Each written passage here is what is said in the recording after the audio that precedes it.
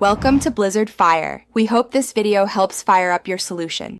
You already have your raw numbers. Start now by selecting only the numeric cells. Once selected, make sure the range excludes headers and blanks so formulas read correctly.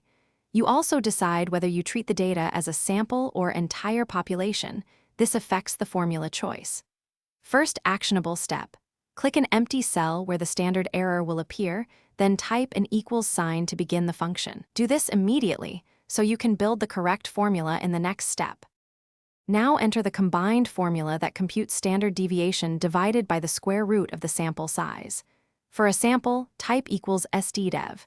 SA2, A51 / SQRT, count A2, A51. For a population, swap stdev, S for stdev, P.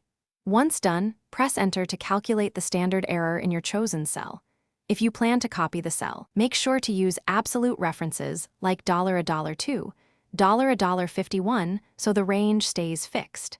This gives you a finish by formatting the output cell to show a sensible number of decimals so you can interpret the standard error. Once done, verify the input range for stray text, blanks, or error values because stdev and count will behave oddly if non-numeric items exist. If the formula returns #div/0 or unexpected 0, make sure count range is greater than 0 and your range contains numbers. As a tip, use absolute references or named ranges to prevent.